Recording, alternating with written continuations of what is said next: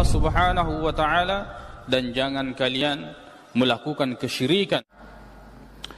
Jika seandainya merayakan hari lahirnya Nabi sallallahu alaihi wasallam adalah ibadah, adalah bentuk pendekatan diri kepada Allah, dan itu dijelaskan dengan dalil yang sahih, maka itu busyra, kebahagiaan bagi kita, nikmat besar bagi kita jika itu adalah ibadah, dan jika itu adalah syariat, dan jika itu diterangkan melalui dalil-dalil yang jelas baik dalam Al-Quran maupun dalam hadis-hadis Nabi sallallahu alaihi wasallam.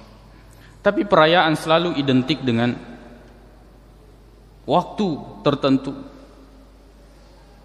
Ada batasnya, ada waktunya, sehingga bisa dirayakan. Karena kalau kita bertanya, misalnya ada orang yang merayakan hari ulang tahunnya, bilang, ayo ke rumah, saya akan merayakan hari ulang tahun. Ditanya, kamu lahirnya tahun berapa? Saya tidak tahu. Bulannya saya juga tidak tahu. Tahunnya saya juga tidak tahu. Terus bagaimana cara merayakannya? Sedangkan perayaan ini berkaitan dengan waktu. Lalu kemudian ada orang-orang mengatakan tidak. Kita merayakan ini sebagai bentuk cinta kepada Nabi sallallahu alaihi wasallam. Kita katakan bahwa telah berlalu orang-orang yang selalu mengucapkan, atau ucapan yang paling sering mereka ucapkan, bi abi anta wa ummi ya Rasulullah, bahwa kami rela ibu bapak kami menjadi tebusanmu ya Rasulullah. Dan mereka mengikuti jejak Nabi sallallahu alaihi wasallam.